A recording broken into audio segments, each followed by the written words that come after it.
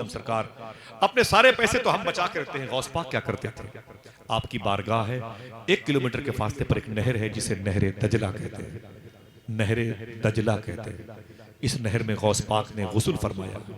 इस नहर की मछलियां उछल उछल के गौस पाक के कदम का बोसा देती थी। सुभान अल्लाह, सुभान अल्लाह। किताब पढ़े मैं अक्सर इस नहर से को देखता हूँ तो मेरे दिल से खुशियों के आंसू निकलते हैं। इस नहर के पानी से गौस पाक ने वजू किया।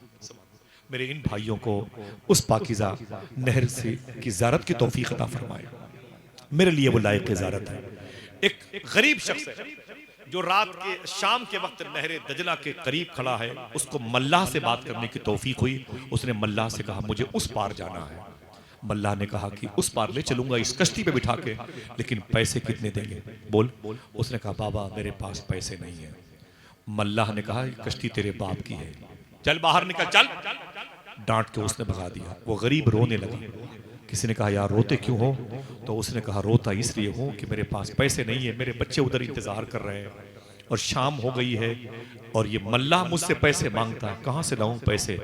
उसने कहा अजीब इंसान हो, शेख अब्दुल कादिर के शहर में पैसों के लिए रोते हो। अल्लाह अल्लाह। कितने लोग भूखे सो जाते हैं, हमें एहसास तक नहीं होता।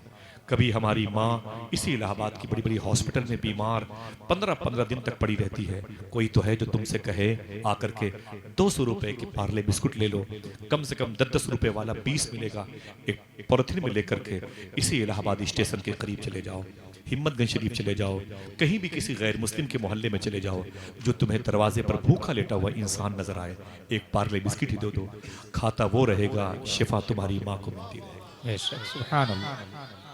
कैसे बताऊं? सूफी साहब फरमाते हैं गर्मी के दिनों में तुम 200 रुपए के पेप्सी, स्प्राइट, थम्स अप, माजा, फ्रूटी लेकर के चौराहे पर खड़े हो जाओ। कोई हिंदू हो या मुसलमान, रिक्शा चलाने वाला हो, एक फ्रूटी उसे दे दो। वो दुआ नहीं करेगा, दुआ निकलती रहेगी। समझ रहे हो? दुआ निकलती रहेगी। फरमाते हैं चाय पीने के लिए जाओ तो किसी को पिला के पियोगे तो चाय ज्यादा जायकेदार मालूम होगी। दिखा के पियोगे तो बीमार पड़ जाओगे। समझे? 2 रुपए का बिस्किट लेकर के उसे 3 टुकड़े करके उसी चाय वाले की दुकान के पीछे जो पेड़ है उसके नीचे डाल दोगे, 10-20 चूटियों का पेट भर जाए। वो चूटियां जो असर की नमाज के बाद मदीने वाले पर दुरूद पढ़ती हैं, उस दिन उनके दुरूद में तुम भी शामिल हो जाओ। कुछ जिम्मेदारियां समझते कि नहीं समझते?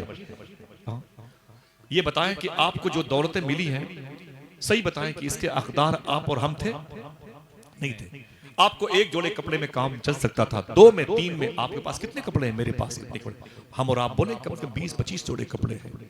क्यों इतने कपड़े मिले, इतने पैसे क्यों मिले हमारे पास? इसलिए मिले कि जिसके पास ना हो उसे पहुंचा दे।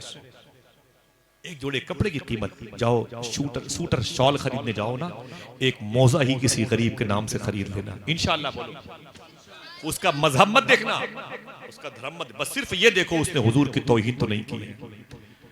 यही काम गरीब नवाज ने किया है, तब 90 लाख लोगों को कलमा पढ़ाया। सुभान अल्लाह। क्या गरीब नवाज की शान थी, समझे? कुरान लेके आए थे। क्या लेके आए थे? जोर से बोल सकते हैं? कुरान। ऊंचे बोले क्या लेके आए थे? कुरान। AK-47 राइफल लेके आए थे? मर्डर करेंगे यहाँ के नेताओं नगर, यहाँ के बड़े बड़े लोगों का?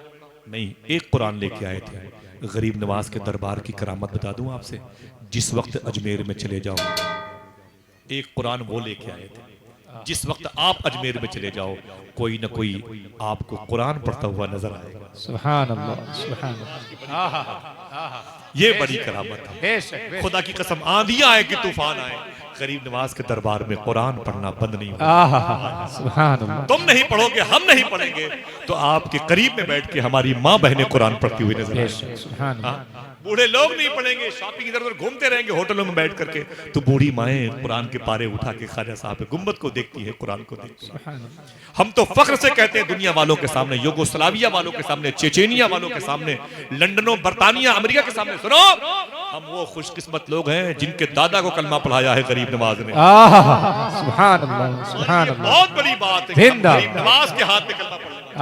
सुभान अल्लाह। मेरे लिए अलग से इनाम है हमारे। बेशक। सुभान अल्लाह, सुभान अल्लाह। नारे तकबीर, नारे रिसालत, अज़मते औलिया कॉन्फ्रेंस, फैजाने हुजूर गौसे आजम, ख्वाजा का हिंदुस्तान। सुभान अल्लाह, सुभान अल्लाह। जज़ाक अल्लाह। बच्चों पे करम करे।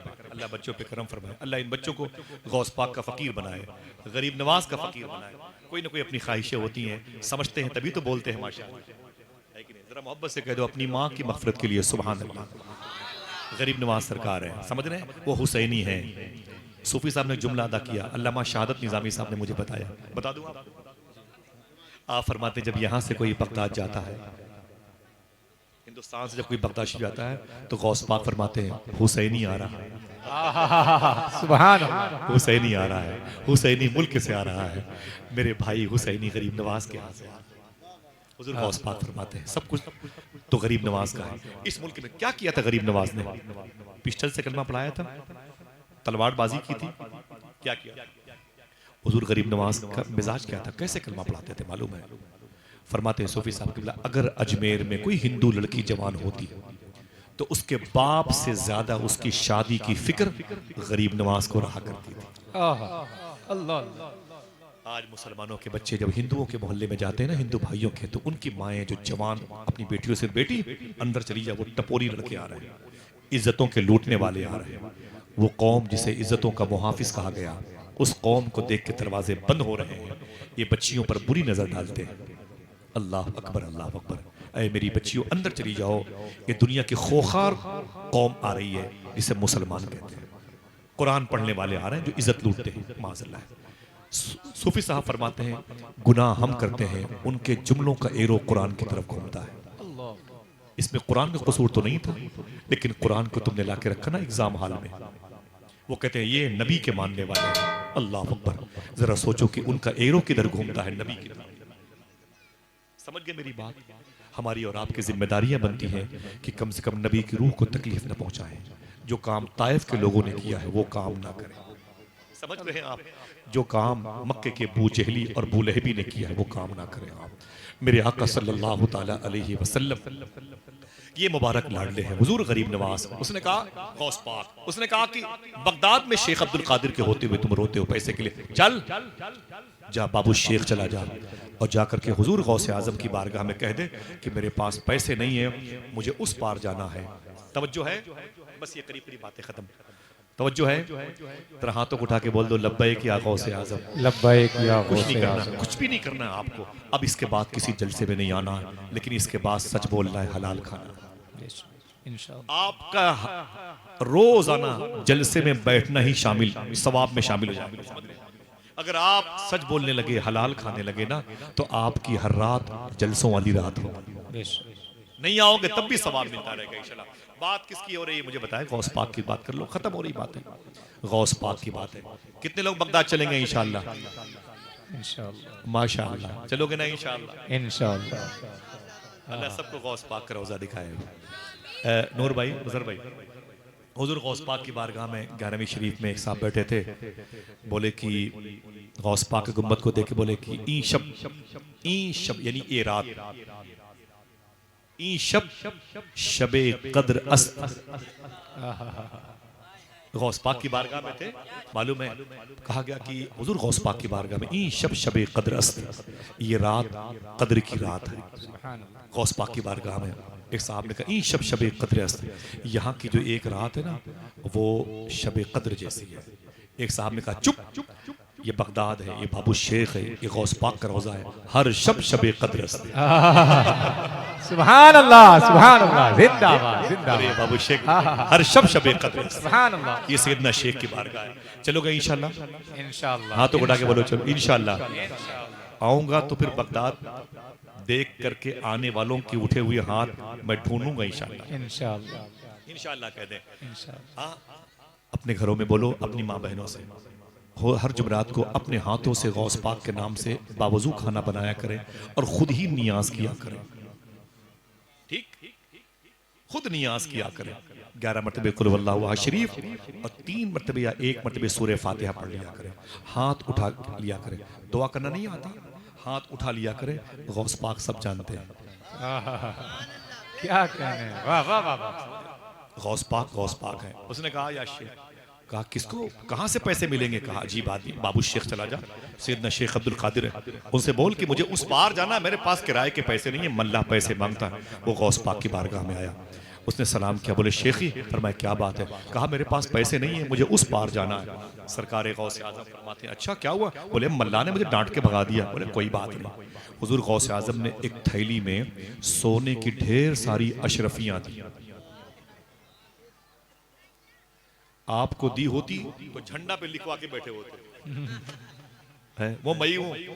हाँ, हुजूर गौस पाक ने सोने के कई बिस्किट्स, कई अशरफियां, कई सिक्के झोले में रख के उसे दिए। कहा ये लो और जाके उस मल्लाह को दे दो, और उस मल्लाह से कहना ये तेरी सारी जिंदगी के गरीब मुसाफिरों के किराए हैं। अल्लाह अल्लाह अल्लाह। गरीब मुसाफिरों के किराए। ये बताओ, दिल पे हाथ रख के आप चाय पी के चले आते हो, अगर आप 20 रुपए, नूर भाई 20 रुपए किसी चाय वाले को ये कह के चले आना, भाई ये 20 पकड़ो, कोई गरीब है तो उसे चाय पिला देना। सुभान अल्लाह। क्यों दिक्कत होती है भाई? ये काम तुम्हारे अलावा कोई और नहीं करेगा, और इस काम को तुम ही करने के लिए पैदा हुए। अपनी ही तारीख का मुबारक वर्क भूले हो, वरना काम तो ये तुम ही ने किया है, और ये काम सिर्फ तुम ही को आता है। समझ रहे? दुनिया परेशान है कि किसी सचर कमेटी में इनका मुसलमानों का नाम तक नहीं आता, लेकिन हर जगह टीप टाप में यही नजर आते हैं। तो कहते क्यों नहीं, अब मैं अपने बच्चों को नहीं पालता, वही तो है जो निजाम हस्ती चला रहा है। समझ रहे? अब वो गौस पाक की बारगाह में सरकार गौसे आजम ने सोने की अशरफियां थैली भर के दी, जाके उसे देना, खबरदार उसको बोलना कि अब किसी गरीब से पैसा ना मांगे, और उसको मेरा नाम ना बताना, ठीक? मेरा नाम ना बताना। पैसे किसने दिए थे? हुजूर गौस पाक ने। किसने? किसी से पूछ के बोलो। हुजूर गौस पाक ने पैसे दिए थे।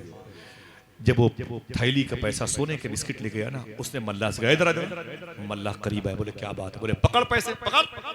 उसने गुस्से में वो थैली पकड़ाई, बोले पकड़। कहा ये क्या? कर पकड़, और मुझे उस पार कर, कान खोल के सुन ले, अब किसी गरीब से पैसे ना मांगना जब तक जिंदा रहना। तेरी सारी जिंदगी की गरीब मुसाफिरों के किराए इसमें हैं। सुना? जब उसने देखा तो उसकी आंखें फट गई। सोने के बिस्किट, सोने के कई सिक्के उसमें थे, वो दंग रह गया। उसने कहा इधर आओ। कहा क्या बात है? कहा ये किसने दिए हैं? उसने कहा तुझको इससे क्या? चल जल्दी बिठा मुझे कश्ती उस पार पर। उसने कहा नहीं नहीं नहीं, ये बता तुझे दिए किसने? कहा तुझको इससे क्या, मुझे उस पार भेज, किसी गरीब से पैसे ना मांगना, खैरियत इसी में है, समझे? मुझे उस पार भेज, तुझे नाम नहीं बताऊंगा, लेकिन कोई है जो सुभान अल्लाह कहे। मालूम है क्या हुआ? उस मल्ला ने क्या कहा? बोले इधर आ। जब करीब आया ना गरीब मुसाफिर, उसके कान बोले सुन, तो मुझे बेवकूफ समझता है, मैं जानता हूँ ये काम सिर्फ शेख अब्दुल कादिर जिलानी।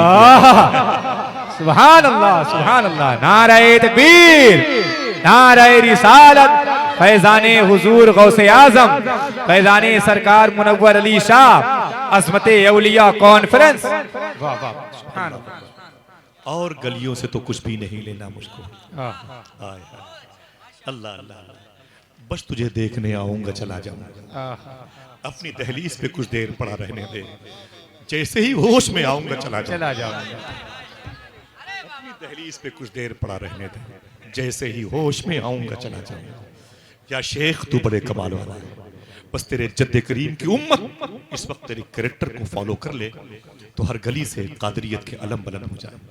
दोस्तों, अल्लाह के रसूल का, अल्लाह का ये नाम है जो हमारे दिलों को तस्कीन अता फरमाता है। इसी नाम की वजह से हमारे घर आबाद होते हैं। आपको वलियों की बारगाह में सुकून क्यों मिलता है? मुनव्वर शाह सरकार में जाते हैं क्यों सुकून मिलता है? इसलिए कि जिक्र इलाह इतना वहां हो चुका होता है कि वहां की जमीन में रूहानियत पैदा हो जाती है, वहां के दरो दीवार में जिंदगी पैदा हो जाती है। इस कदर इल्लल्लाह की ज़रबें लगाई जा चुकी होती हैं कि दरो दीवार मुसलमान हो चुके होते हैं, वहाँ के जर्रे मुसलमान हो जाते हैं, वहाँ के घरों के ईंटें मुसलमान हो जाती हैं। इसलिए तुमने एंट्री की, साइलेंट हुए, सुकून मिल गया। इसी सुकून की तलाश आपको थी जो आपके सिविल लाइंस के बिग बाजार में, किसी मॉल में, शॉपिंग सेंटर में न मिली, किसी डॉक्टर ने आपको देने से